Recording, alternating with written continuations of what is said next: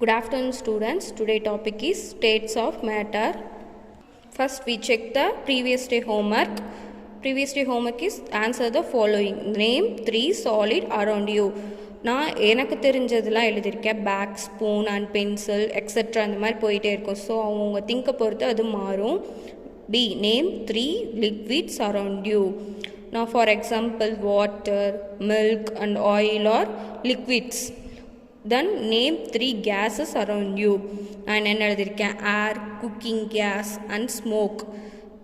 இதெல்லாம் வந்து எக்ஸாம்பிள். இந்த மாதிரி நீங்களும் டிஃப்ரெண்ட்டாக என்னென்ன உங்களுக்கு தெரிஞ்சதோ அதெல்லாம் எழுதியிருப்பீங்க. நான் I hope all of you understand this topic. Next we move to the today topic. State of matter. First மேட்டர்னா என்னென்னு பார்க்கலாம். we come across a lot of things in our environmental such as plants, animals, building, parks and mountains. All of these things that take up the space are called matter. The matter exist in 3 forms. Matter அப்படின்னா இப்போ நிறையா solid, அதாவது இப்போ இந்த pencil எடுத்துட்டோம்னா இதில் வந்து நிறைய பார்ட்டிகல்ஸ், ஸ்மால் பார்ட்டிகல்ஸ்லாம் சேர்ந்து டுகெதர் சேர்ந்தது தான் நம்ம என்னன்னு சொல்லுவோம்னா மேட்டர் அப்படின்னு சொல்லுவோம். எந்த ஒரு திங்ஸாக இருந்தாலுமே அதில் வந்து நிறைய ஸ்மால் பார்ட்டிக்கல் வந்து சேர்ந்து இருக்கிறது தான் நம்ம வந்து மேட்டர்னு சொல்லுவோம். அதில் என்னென்ன டைப்ஸ்லாம் இருக்குன்னா சாலிட், லிக்விட், கேஸ் 3 டைப்ஸ் இருக்குது. A solid matter that has been defined shape is called solid. Solid do not change their shape, require a lot of force to change it. A ball, vase, a pencil and cup are the some example. அதாவது solid அப்படிங்கிறது இந்த பென்சிலே for எக்ஸாம்பிளுக்கு வந்து solid for example இந்த pencil எடுத்துக்கலாம். இந்த பென்சிலில் நம்மளால் ஈஸியாக இப்படி ப்ரெஸ் பண்ணும் போது ஈஸியாக வந்து அமுக்க முடியுமா இல்லை உடைக்க முடியுமானோ ஒரு ஃபோர்ஸ் கொடுப்போம். ஸோ வந்து எதனாலன்னா அந்த சாலிடோட அந்த பார்ட்டிகல்ஸ்லாம் அவ்வளோ தூரம் டைட்டாக இருக்கும். ஒன்று ரொம்ப டைட்டாக ஜாயிண்டாக இருக்கனால தான் சாலிடோட பார்ட்டிகல்ஸை வந்து ஈஸியாக ரிமூவ் பண்ண முடியும்னு சொல்லுவோம். ஃபார் எக்ஸாம்பிள் இப்போ புக்ஸ், வாட்டர், பலூன்ஸ் இது 3 எடுத்திருக்கோம். What is their state of matter? Book வந்து என்ன மேட்டர்? சாலிட். புக் இப்போ இந்த புக்குங்கிறது என்னது? சாலிடு தான். அதனால இது வந்து புக் ஆஸ் ஏ சாலிட். வாட்டர்னா வாட்டருங்கிறது liquid. Water is a liquid. And balloon அதுக்குள்ளே என்ன ஃபில் ஆகிருக்கும்? Air is case.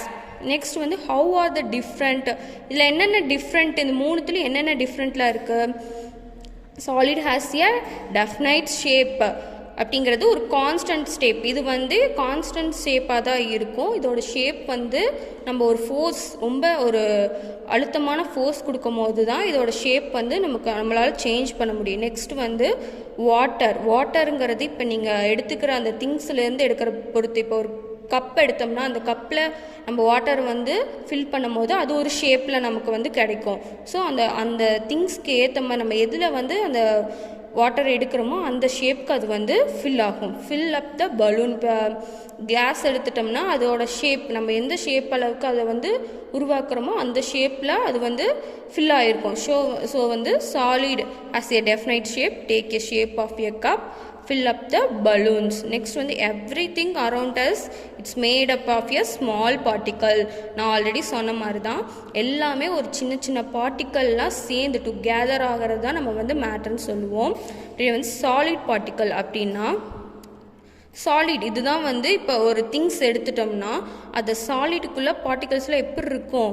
இந்த மாதிரி ரொம்ப நெருக்கமாக டுகெதர் டைட்லி ரொம்ப கெட்டியாக இருக்கும். ஸோ இதுதான் வந்து டயக்ராமில் உங்களுக்கு பார்ட்டிக்கல் எப்படி இருக்கும் சாலிட்குள்ளே அப்படின்னு சொல்லியிருக்கேன்.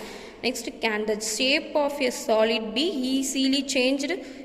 ஸ்டூடெண்ட்ஸ் நம்ம சாலிடோட அந்த ஷேப்பை வந்து ஈஸியாக சேஞ்ச் பண்ணிட முடியுமான்னு கேட்குறாங்க. நோ, முடியாது. ஏன்னா அதோட பார்ட்டிகல்ஸ்லாம் ரொம்ப டைட்டாக இருக்கனால அதோட ஷேப்பை வந்து நம்ம ஈஸியாக சேஞ்ச் பண்ண முடியாது.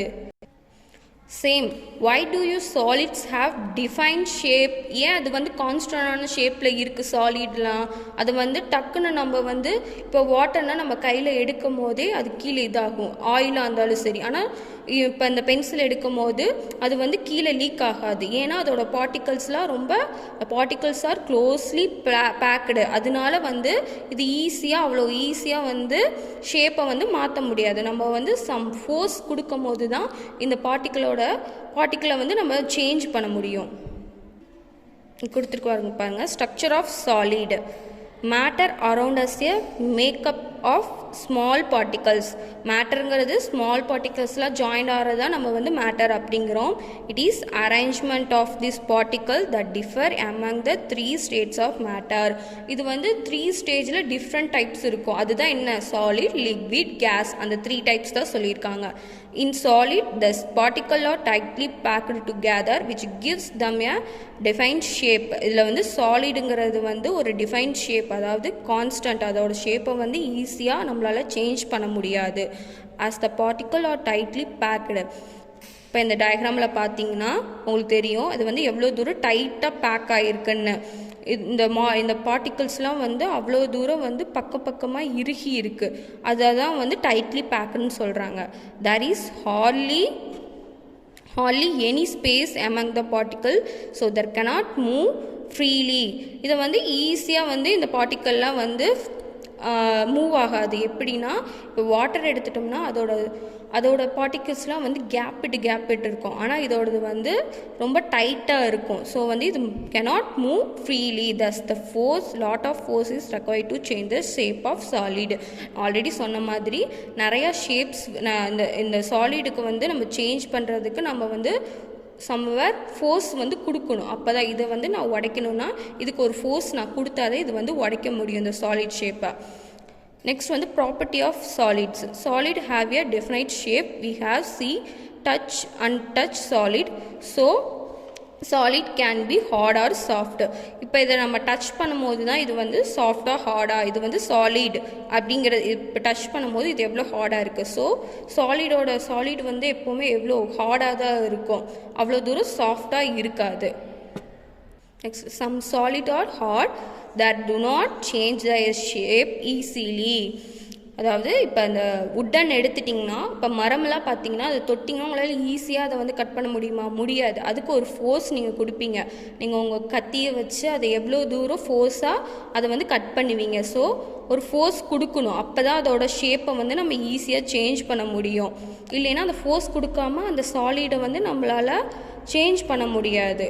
நெக்ஸ்ட், பில்டிங்ஸாக இருக்கட்டும், ஆப்பிளாக இருக்கட்டும், ஸ்டோன்ஸாக இருக்கட்டும், எல்லாமே வந்து என்னது? சாலிட்ஸு. அதோட பார்ட்டிகல்ஸ்லாம் ரொம்ப டைட்டாக வந்து இருக்கும். அதனால தான் அதை ஈஸியாக நம்மளால் அதுக்கு ஒரு ஃபோர்ஸ் கொடுக்கும் போது தான் அதை வந்து நம்ம உடைக்க முடியும். இல்லைன்னா அதை வந்து ஈஸியாக நம்மளால் ரிமூவ் பண்ண முடியாது.